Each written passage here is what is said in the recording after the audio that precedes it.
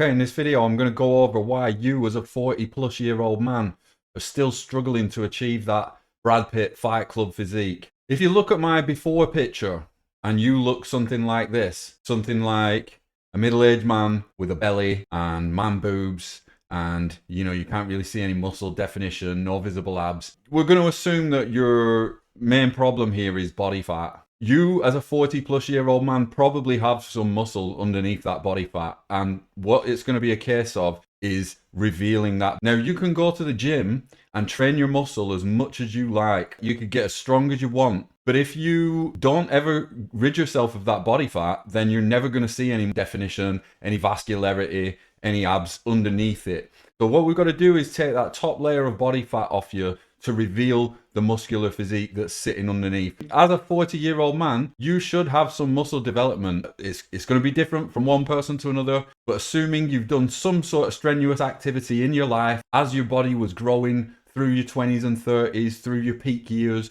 you have probably got some level of muscle mass underneath there, and we just need to reveal it. So what is the number one thing that you're doing wrong that is stopping you from doing this? Well, have you ever heard the saying, you can't teach an old dog new tricks? Now, there's something you've probably heard that you're supposed to do to be able to achieve this physique, and you keep hearing it, but you keep ignoring it because you don't really want to do it, and it sounds inconvenient to you. And that is going to be tracking your calories and your macros.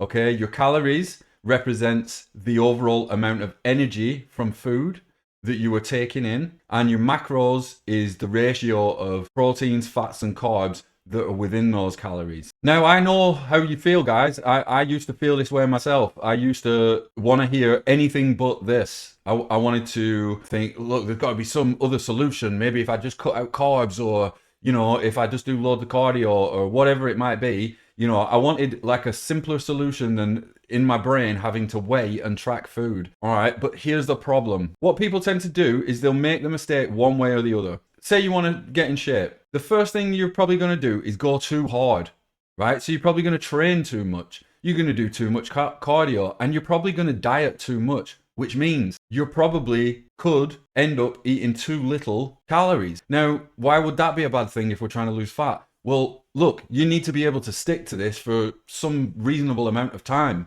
If you're looking something like my before picture, then you've probably got a good 4 to 6 months before you could get to the end picture. So if you need to do this for 4 to 6 months and you're eating too little calories, well, you're not going to make it for 4 to 6 months because you're going to be hungry all the time, and it's going to freaking suck. You're not going to last the amount of time that it is required to do this. On the flip side of that, let's say you're not tracking your calories. Let's say you're doing a carnivore diet, right? Which in my last video, I said I'm not really a fan of, although I do use the carnivore diet for some of its upsides. But one of the downsides to carnivore is it is a high protein, high fat diet. Now, fat is calorically dense. Okay, so there is a good chance if you're eating nothing but meat and fats that you could trickle over your calories, and then you're wasting a day. So some days you might be a little bit over, some days you might be a little bit under, and your progress might stall due to that. The advantage to tracking calories is this: you can ensure that every single day you are in a caloric deficit and you are burning some fat.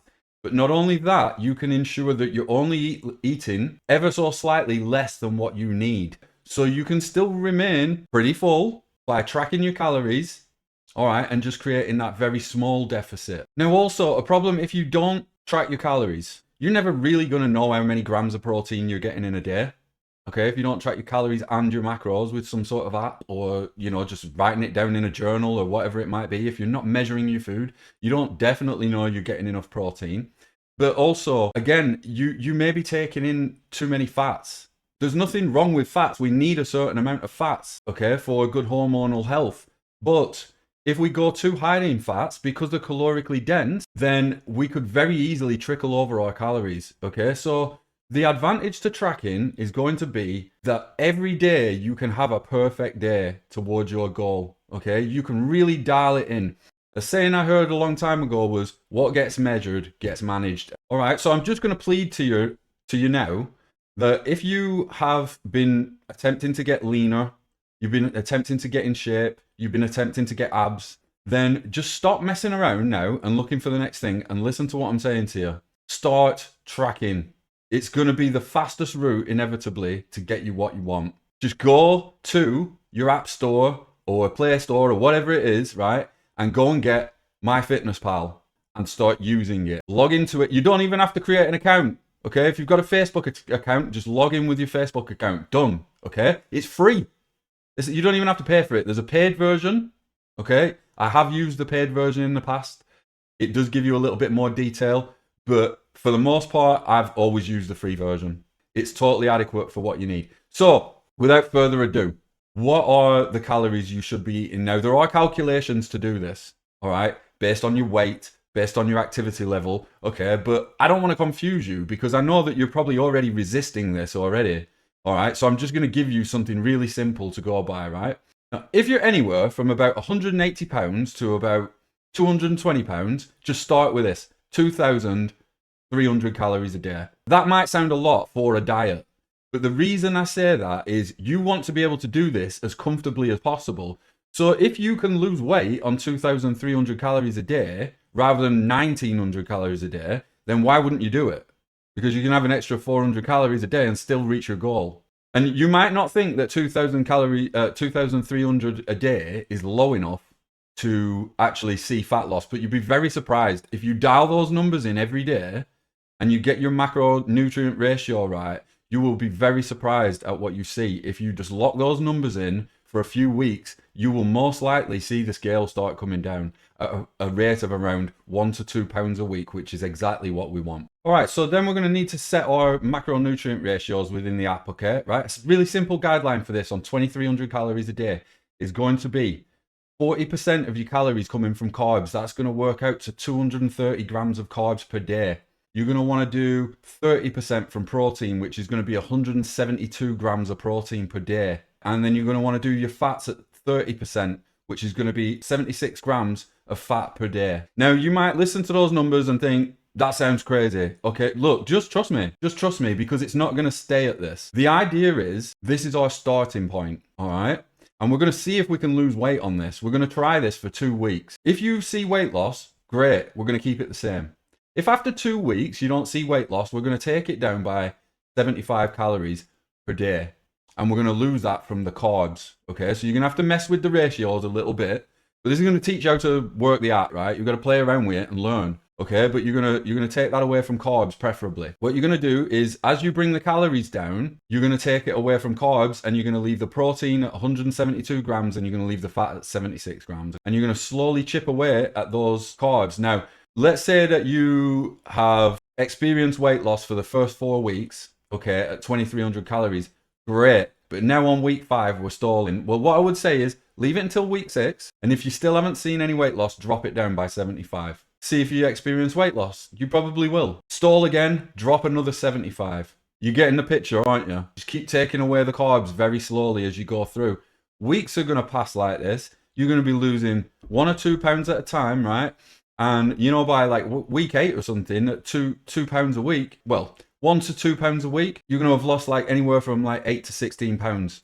You're going to start to look visually different. I want you to repeat this process until it comes to 1,900 calories per day, all right? Once you get down to 1,900 calories per day, do that for as long as you can, but I wouldn't recommend going lower than this. Why would I not recommend? Well, it's just going to suck, right? Because that's not that much food, okay? It starts to get a little bit on the lean side for eating when it's only 1,900 calories a day. Okay, you've got 2 choices here. Once your calories get to 1,900, you can ignore me and you can go lower, and you can see if you can bear it. And maybe you'll get some more weight loss out of going even lower, all right? And even harder and even more intense on the calorie deficit. Okay, but if you can't bear that, jump back up to 2,300. And you're going to be like, well, how is eating more going to continue the fat loss? What it's going to do is it's going to give your body a little diet break. At 2,300, you're probably still going to be in a deficit, a small deficit, but it's going to give your body a chance to adjust to having more calories coming in. It's going to give your metabolism a chance to ramp itself back up again, because as we've been dropping these calories down every week, your metabolism's been slowly getting slower and slower and slower, because it's saying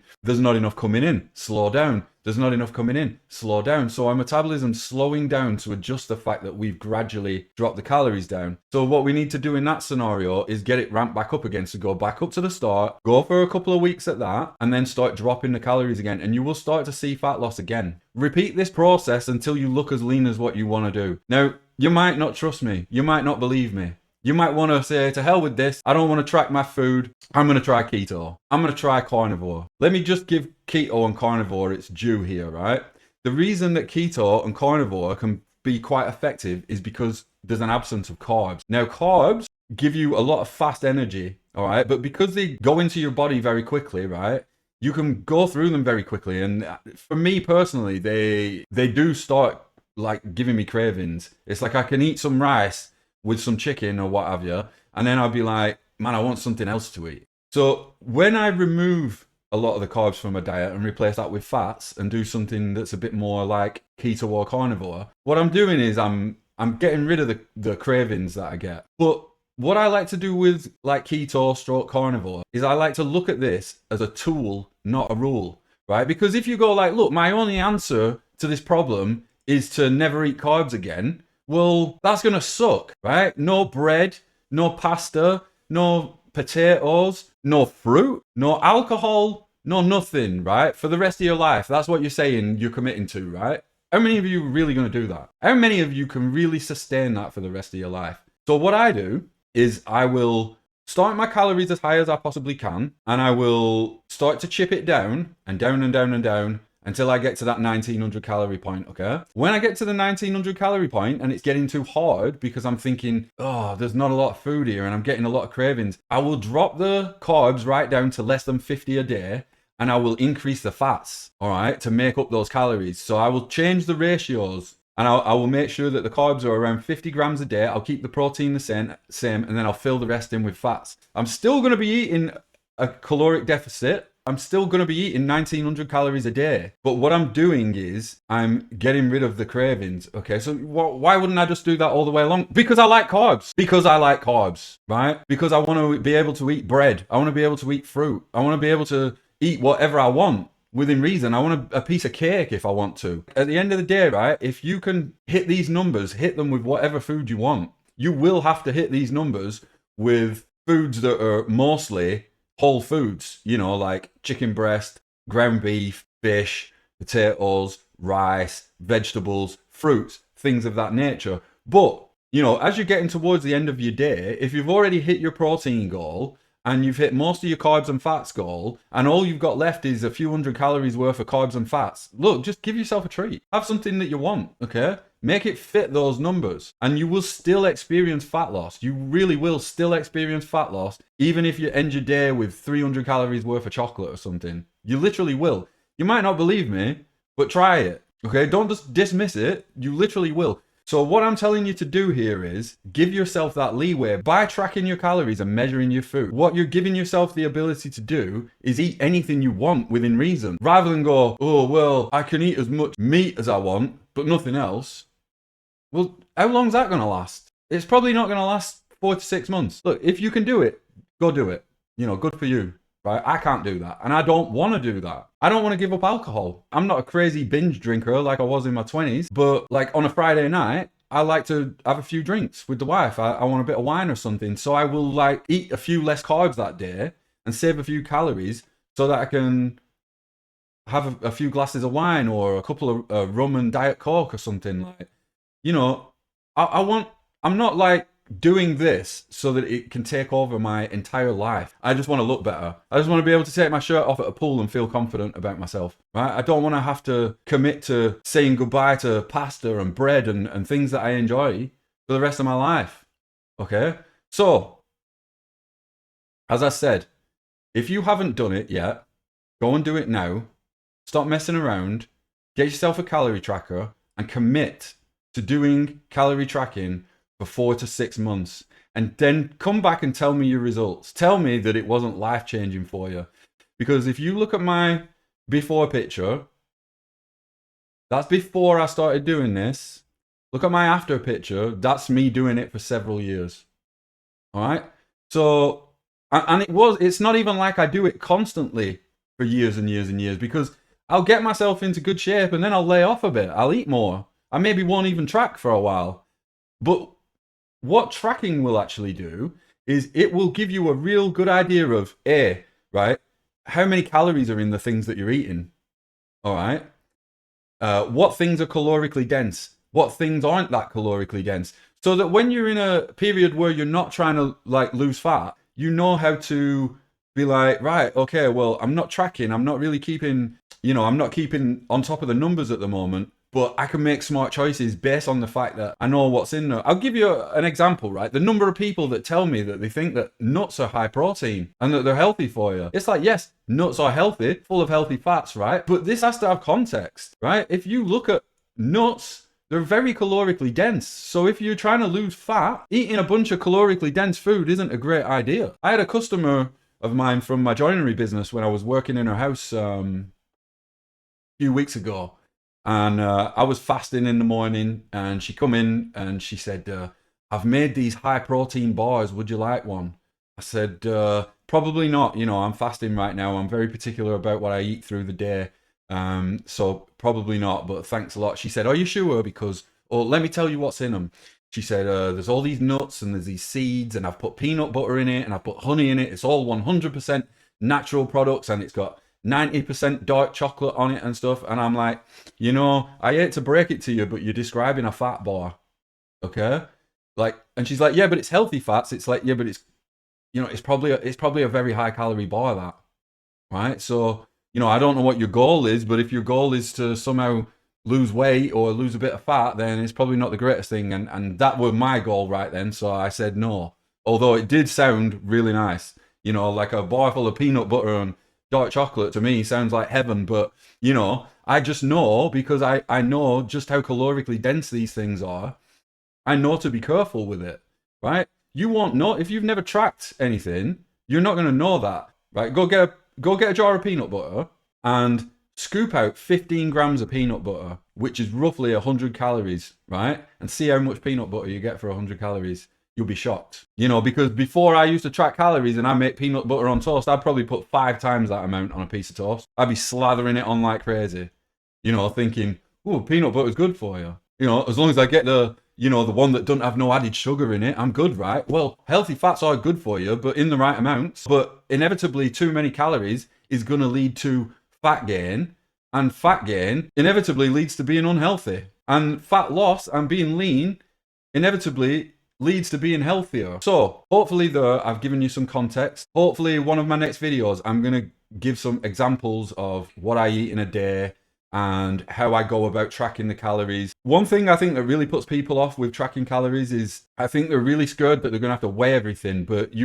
honestly, it's so much easier than you think, right? Like, say if you think, you want some rice, like out of a packet, like one of these microwavable packets of rice, it says how much is in it, okay? There's 250 grams in a pack, right? So, like, if you're having half a pack, it's 125 grams. Just push out roughly half of it. It's going to be roughly 125 grams. You don't have to be insane with it. You don't have to like grab each grain of rice at a time and be like, ooh, is it 125? Just do it roughly. You're probably going to eat the other half of the bag some other time anyway. So it's all going to add up to 250 eventually.